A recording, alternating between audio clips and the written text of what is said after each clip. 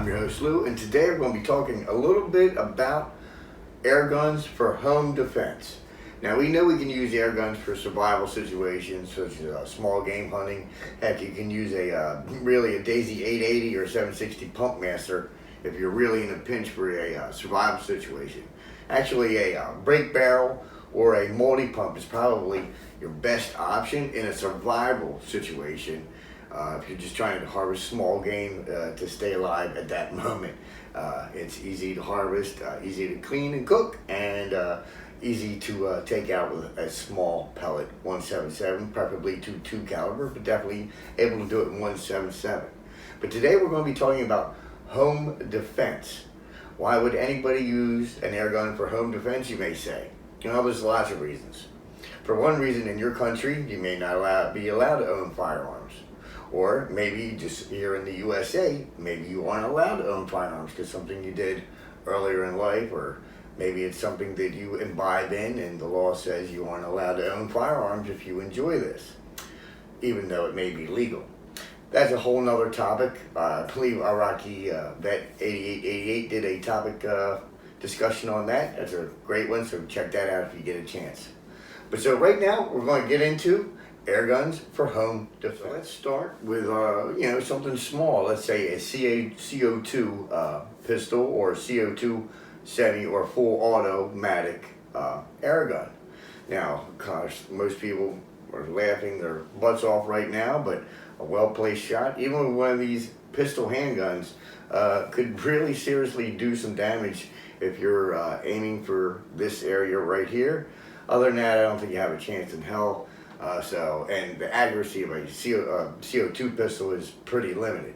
But let's say you get into some of the full automatics now. They're traveling about 400, maybe 500 feet per second with BBs.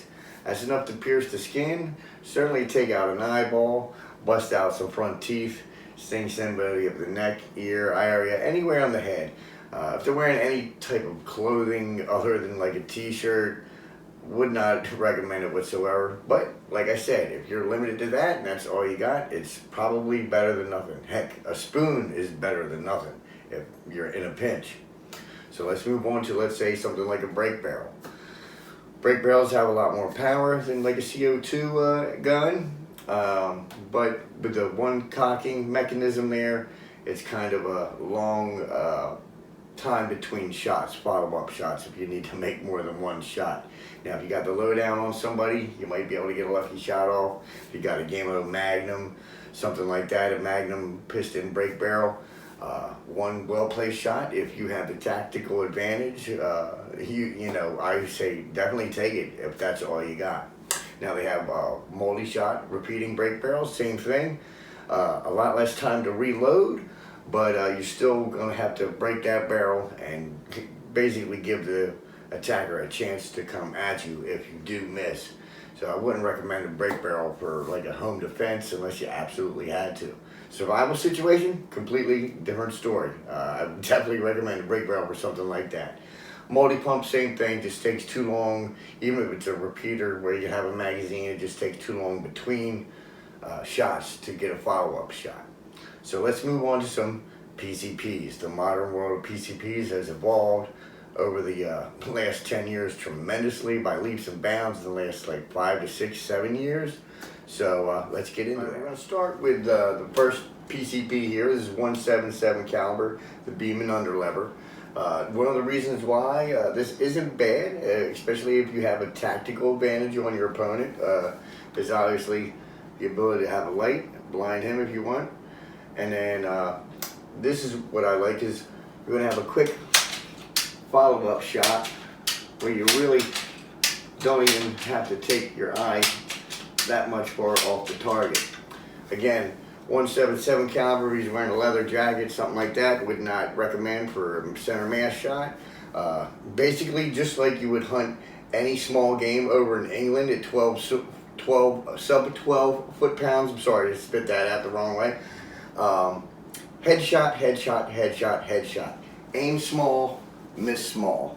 If you're aiming right for that nose, just think of that as your center target.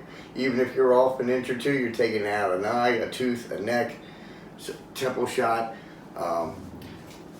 I dare say it would probably crack the skull. I don't think it has enough power. This one, it pushes about 16 foot-pounds muzzle energy, but you are able to get a quick follow-up shot, even though that is not semi-automatic. Something around that foot-pounds, now you're starting to talk about maybe not eliminating your threat to the point of complete expiration, but I'm sure they're going to think twice about continuing an assault, especially, like I said, if you have the tactical advantage. Now, being that it's your own home, I can run around this place in the dark. I know every nook and cranny. I have several self-defense encampments throughout the house. I'll show you some of these here. As you can see right here, I have, of course, a machete stash somewhere. I have a katana stash in another corner of the house. And then I like to get a little inventive, and this is something I made. I was bored at work about 15 years ago, as you can tell here by the rust on there, but that's also stashed. Like I said, these are stashed throughout the house in every room. That way, even if I don't have something that, I can shoot an opponent with, that's 5, 10, 20 feet away, if I can't get to something, at least I have something near me, even a standard kitchen knife. So let's move on to something a little more powerful. This is the flash. This pushes about 35 foot-pounds of muzzle energy. This is bolt action, so it's a little slower on the follow-up shot, but this is twice the power of that one, and that's enough energy right there to penetrate a skull for sure. So headshot, headshot, headshot. Definitely go with a headshot. Now I know, wait a minute, we're going to get to some bigger stuff. I know everybody's like, that's not enough to, to eliminate the threat completely, viably. Sometimes you don't need to always take out a threat to the point where it's eliminated to expiration. I'm just trying to wear this so I don't get in trouble. So bear with me, but I think you get my meaning. Sometimes the opponent or the offender or attacker may not have a gun, but is still posing a physical threat. This is where something like this may come in very handy, but you may have to upgrade. So let's go to the upgrade. Okay, so what we have here next is the AE8 HPSS. This is 22 caliber. You're getting quite a few shots at semi-automatic here. It does have a stock available. This is in pistol mode. Basically, I would just mount a laser dot on this bad boy, get it dialed in at about 20-30 feet, and I say you're good to go. Pat, pat, pat, pat, pat, pat. Like I said, this is going to eliminate a threat as far as his ability to want to attack you, right, or maybe think twice about it.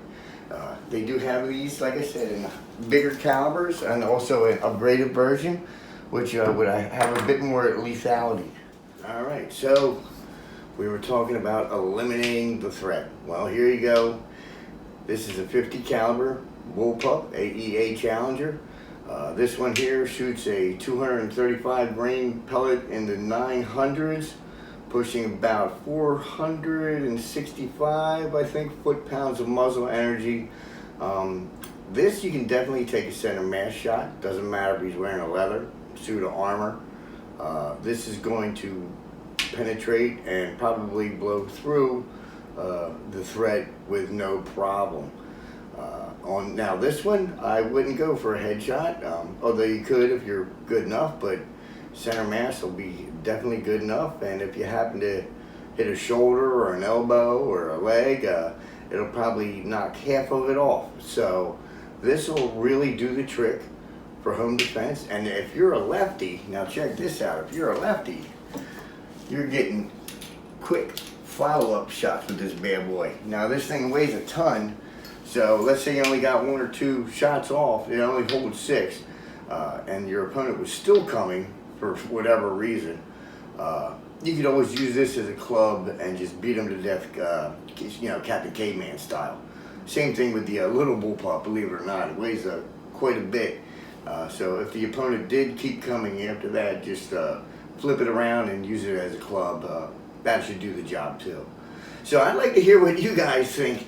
about air guns for home defense. They're definitely viable. I've seen some other channels talking about it, so I figured I'd dip my toes in the waters and see how you guys felt about it. I have seen some of the other non-lethal options, such as like the UMREX style that shoots the 50 caliber rubber balls.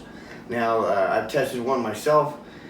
I would rather get hit with that than I would, like say, a full auto BB gun. I've been shot with one pump bores back in the day. It didn't go inside, but I've had quite a few bleeds and blisters and from getting shot back in the day as a knucklehead. Don't recommend that, but that's the way we grew up back in the day. We didn't, have car seats or seat belts, or hell, back in the day you didn't even have car insurance. Google it if you don't believe me. Anyway, that's what I got for you today. I'd like to hear your opinions on it. There's a ton of other options, better options, but this is what I had on hand for my home defense, and that's what I'm rocking with in the old First State Airgun Hacienda. So that's what I got for you today.